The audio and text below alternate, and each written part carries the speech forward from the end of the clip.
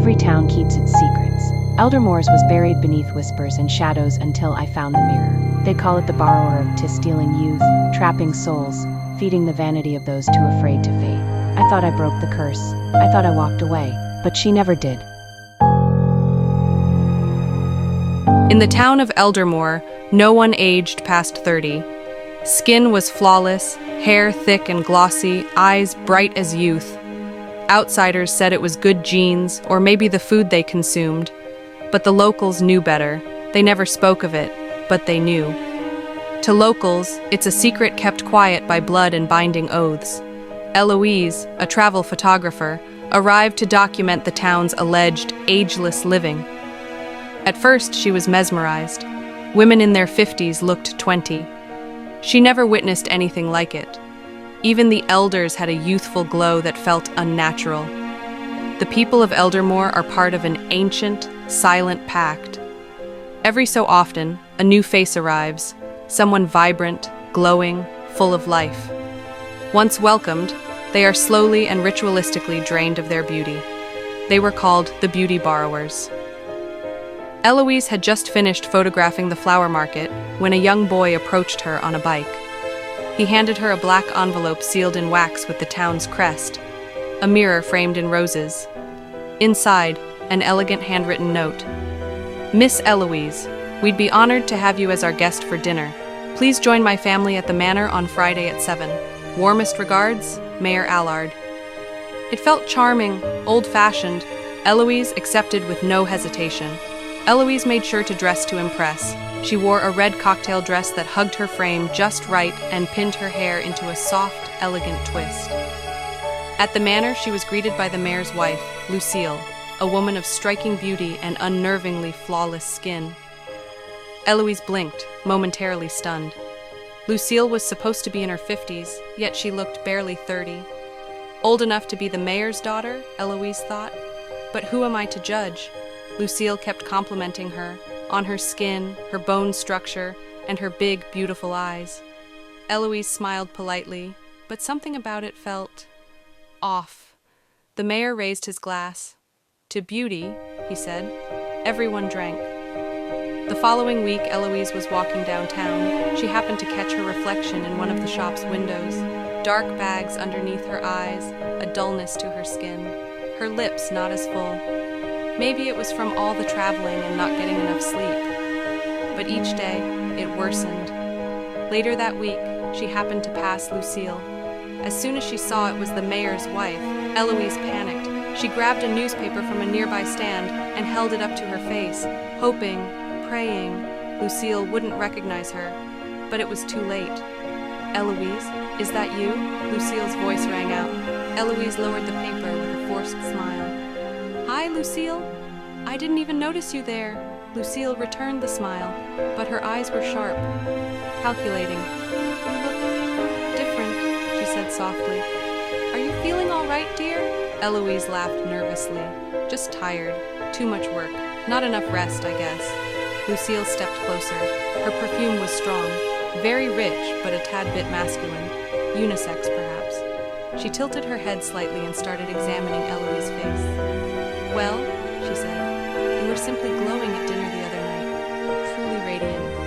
Eloise froze. Were. If you ever need anything, a facial, a little pick-me-up, just come by the manor, Lucile added. Her tone was sweet.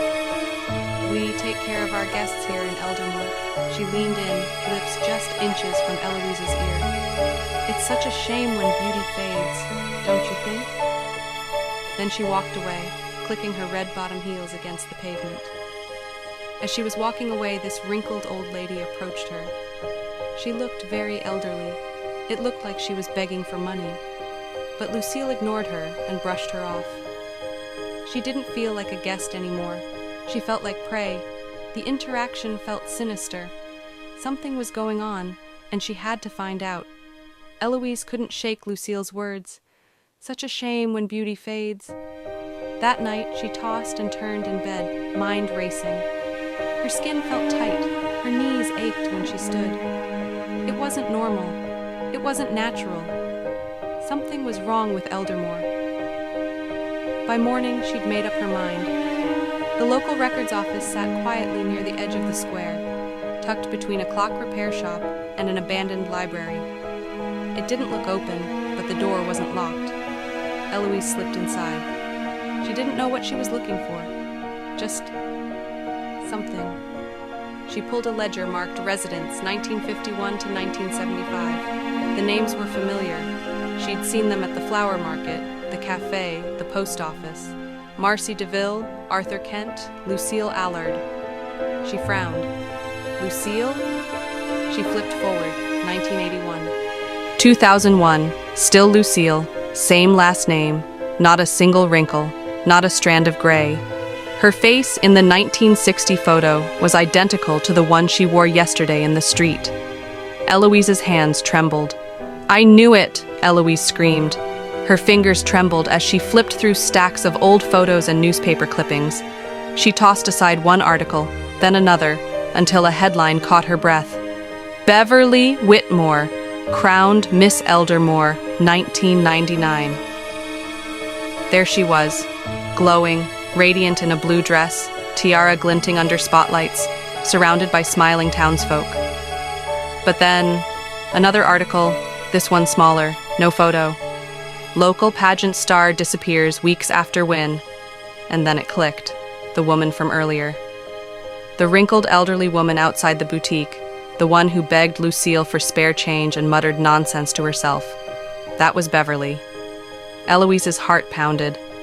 They used her up. She grabbed the clippings and rushed out as she darted through the night streets of Eldermoore.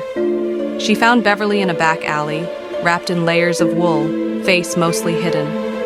Her eyes flickered up as Eloise approached. "Beverly?" Eloise said, kneeling down. "Beverly Whitmore?" Beverly's lips cracked into a crooked smile. "Haven't heard that name in a long time. You're the new one, huh? They took it from you, didn't they?" Eloise nodded. "I want it back. I need it back. Please. How did you survive?" Beverly chuckled. "Survive? This is surviving?" She gestured to her frail frame. "They pass it around like it's wine at communion. Sip by sip, they drink you dry. There has to be a way to reverse it," Eloise pleaded. Beverly looked at her carefully now, as if remembering something. "The mirror's the key. Burn it. Break it. I tried. Didn't work for me. But you're still shiny. They haven't finished with you yet." Eloise's voice cracked. "I don't have time. I can feel myself disappearing." Beverly leaned in, eyes sharp. "Then you've got one chance. Don't beg for it. Take it. Take back what they stole. Look in the mirror.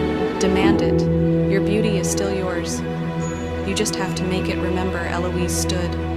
"Thank you," she said softly. "Don't thank me yet," Beverly muttered, turning away.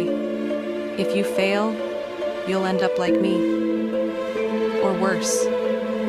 As Eloise walked away, Beverly whispered one final warning. "The mirror lies. But it can't help reflecting the truth when it shatters." Eloise clutched the newspaper clippings to her chest as she made her way through Eldermoore's cobblestone streets. The sky was overcast now, the light dimmer than it had been all week, as if the town itself sensed what she planned to do. She kept walking toward the mayor's manor, and froze. Lucile stood at the end of the path, flawless as ever in a pristine white dress, lips painted red.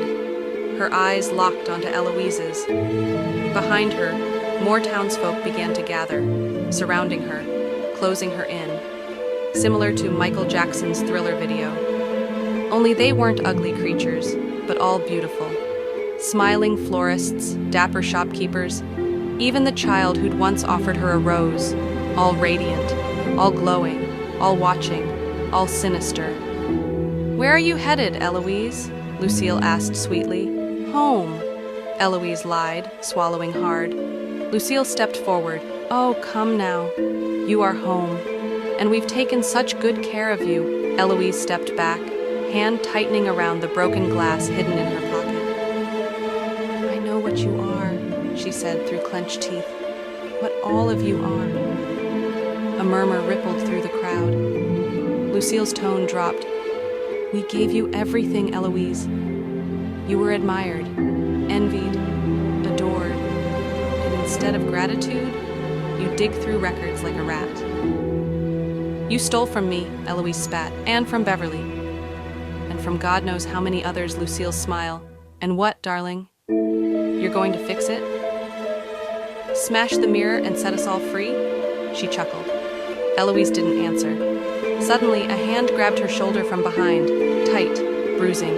It was the florist. You don't belong here anymore, she said coldly. Eloise spun, slicing the woman's arm with the shard. She shrieked, recoiling as blood dripped down her sleeve. Gasps echoed through the crowd. She's bleeding, someone yelled. She hurt her. She's dangerous. They surged forward like a hive awakened. Eloise ran, down alleys, past shop fronts. Her lungs burned, her vision blurred. She could hear them behind her, footsteps slapping the cobblestones, voices hissing her name. Eloise, stop! You can't run from this! But she wasn't running from it anymore. She was running toward it. The manor loomed at the hilltop. The mirror waited. The truth waited. And this time, Eloise wouldn't look away. Eloise burst into the manor's cellar, chest heaving. The mirror stood tall. It didn't reflect her. Instead, Lucile, the mayor, the townspeople, their faces flickering, glowing, feeding. At the center, her, pale and fading. You don't belong here, a voice said. The mayor, Lucile, a few others closing in. Step away, Eloise, the mayor warned. The mirror is the only thing holding this town together. Eloise pulled the glass shard from her coat, trembling, then let it fall apart. She slashed the mirror. Crack. Screams echoed.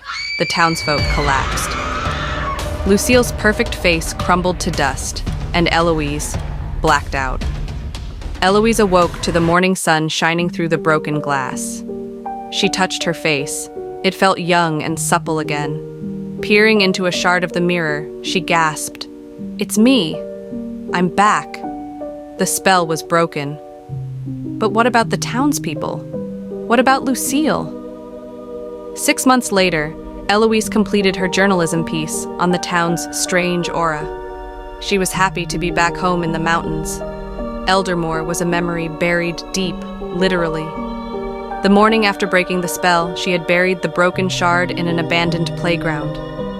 Now, a year later, October 15th, she stood in her hometown of Colorado, preparing for her book signing. Her work had become a New York Times bestseller, and the line stretched endlessly.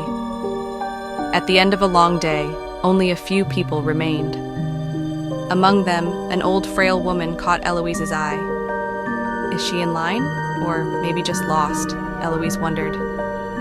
Can I help you? She asked gently. The woman looked up, her face hidden behind oversized sunglasses. Slowly, she lifted her head. I'm here for the signing, she said, pulling a worn copy of the book from her bag. Eloise, right?